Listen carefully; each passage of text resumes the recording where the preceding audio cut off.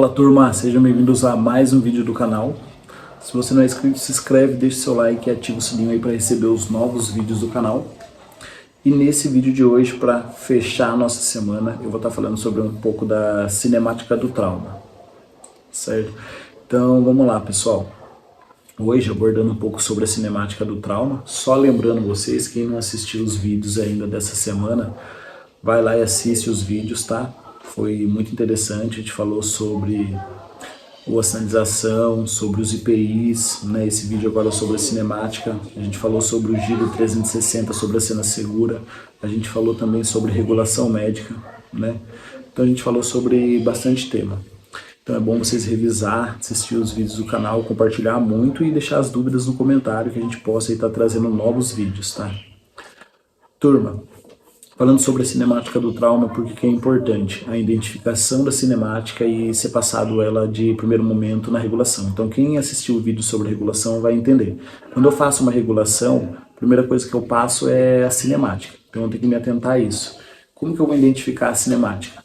Eu vou identificar no primeiro momento, que é na visão de para-brisa, quando eu chego no local, né? Tem até um primeiro momento que a gente fala que é antes aí, mas eu foco mais no primeiro momento quando eu chego à visão de para-brisa. Porque quando a gente recebe a informação, a gente é acionado. Vamos supor, a gente foi acionado por uma colisão, né, moto versus poste. Então a gente tem a primeira informação quando a gente já é acionado. Aí, quando você chega na cena com a visão de para-brisa na viatura, você vai ter o parâmetro mesmo, que você vai ver que realmente foi isso mesmo que aconteceu. Então, no outro vídeo que eu falei sobre o giro 360, o reconhecimento, é nesse momento que a gente vai estar trabalhando isso daí. Vocês podem ver que um vídeo começa a ligar com outro vídeo e também uma informação liga com a outra porque é um atendimento só, né? Então, informações que vão se completando na hora do atendimento. Por que é importante falar sobre a cinemática do trauma?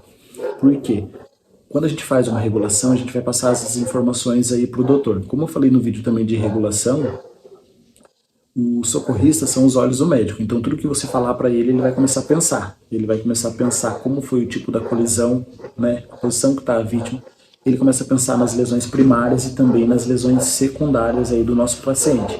Então, a gente sabe, lesões primárias já aconteceram. Lesão secundárias, elas ainda podem ser evitadas. Como? Devido ao nosso conhecimento, o nosso atendimento rápido, sem deixar passar nenhum passo, né? Rápido não quer dizer correndo e fazer tudo errado, rápido quer dizer um bom atendimento de excelência, eficaz, seguindo um procedimento, tratando o XABCD do trauma de forma exata. Posso fazer mais de uma letra, mas não posso pular nenhuma letra, porque cada letra é importante. Cada letra pode chegar a matar o nosso paciente. Algumas letras em situações podem levar o nosso paciente a óbito no momento, né?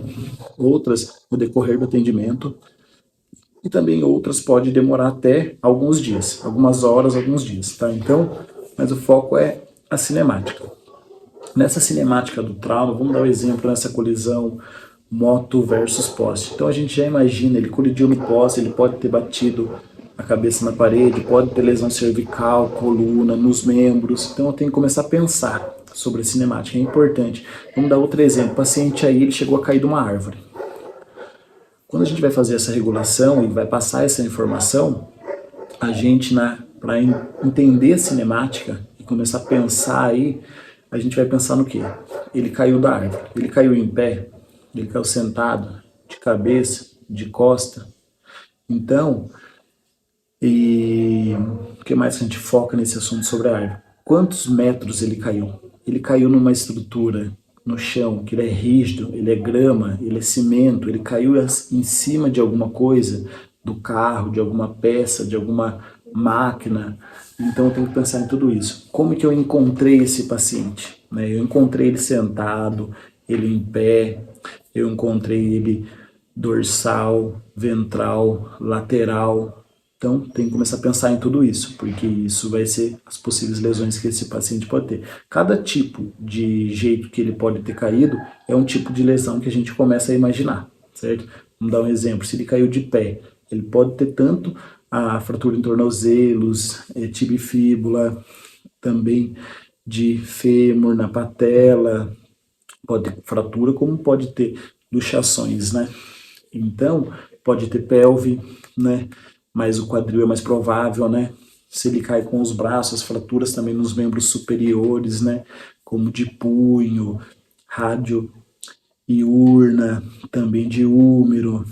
Então, vários tipos de lesões pode ter quando a gente imagina cinemática. É a mesma coisa do atropelamento, a altura que esse paciente tem, criança ou adulto, né? Tanto homem como mulher, dependendo como ele foi, no caso do atropelamento, como ele foi atropelado, a altura, cada um recebe um tipo de lesão, né? A criança mesmo pela altura, ela já pode ter mais parte do tórax, parte da face, né?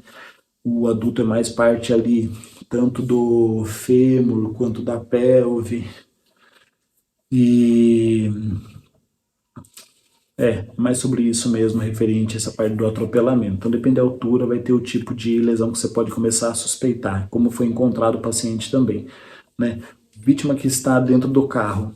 Vítima que está dentro do carro, a gente começa a pensar sobre o quê? Estava de cinto? Se não estava de cinto, pode ter colidido. Vamos supor, uma colisão frontal, o carro versus anteparo fixo. Pode ser um muro, por exemplo. Aí, se ele estava sem cinto, ele pode colidir, bater essa cabeça no para-brisa. Vai ter até um sinal, né? Que ele é muito claro, muito fácil de identificar, que é o sinal de teia de aranha, porque a pessoa bateu. Nessa lesão, essa pessoa pode ter fratura cervical, já tem fratura de base de crânio, fratura de face, né? A pessoa pode, princípio aí, ela vai lesionar essa cervical, como eu já comentei. Ela pode também, nessa colisão, ela pode ter as lesões que a gente vai começar a pensar, né? Que o corpo da gente vai para frente e recebe esse tipo de colisão. Pode ter lesões em partes, como eu já disse, patela, fêmur, pelve, né?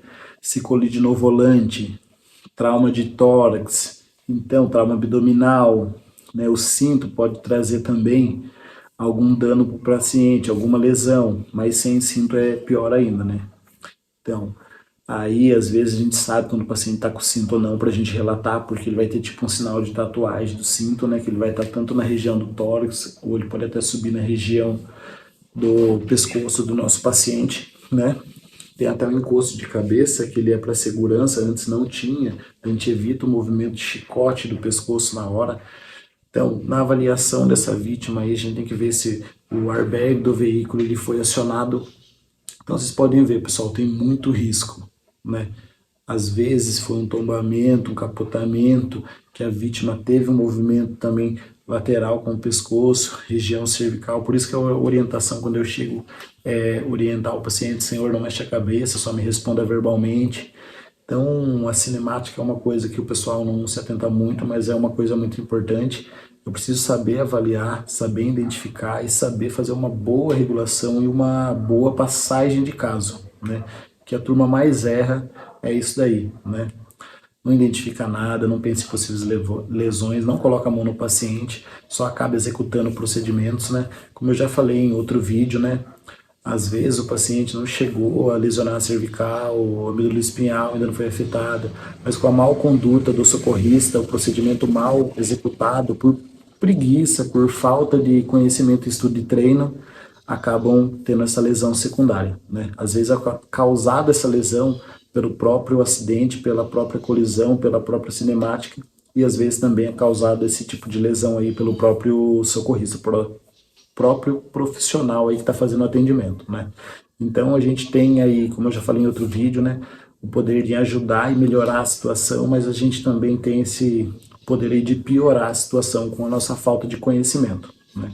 Então precisa ser treinado, muito treinar as equipes. Às vezes a gente roda com muitas pessoas novas, equipes que não tem contato ainda, não é acostumado a trabalhar junto, e isso dificulta, cada um tem um jeito de fazer. Tem uns que não querem fazer, né, que é a nossa maior realidade.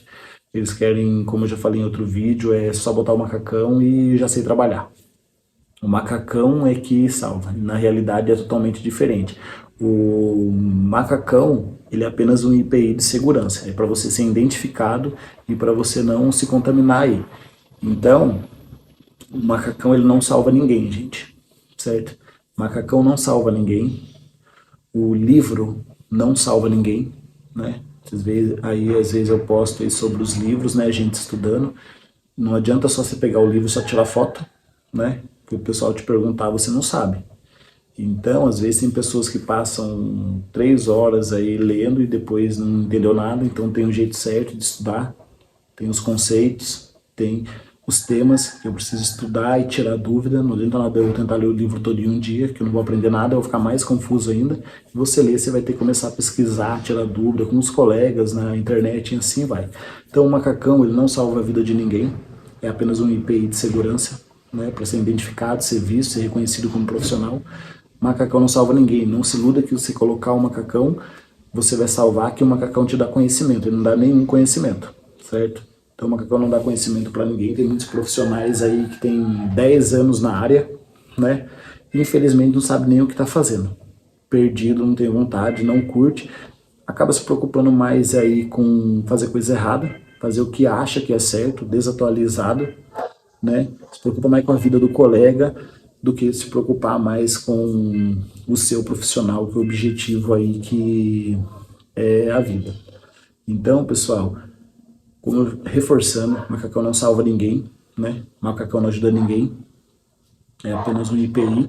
O livro não salva ninguém, o certificado não salva ninguém, tá? Não adianta na hora você pegar o livro, pegar o macacão, vestir o macacão, pegar um certificado, que isso aí não vai te ajudar em nada. O que realmente salva as pessoas aí são o nosso conhecimento, tá? Então, se você tem conhecimento, você pode salvar vidas, né? Se você tem só as outras coisas que eu falei, não vai mudar de nada, certo? Então é isso aí, pessoal. Se vocês gostaram desse vídeo, deixa o like, não esquece de compartilhar muito, ativar o sininho e aproveita e assiste todos os vídeos aí do canal.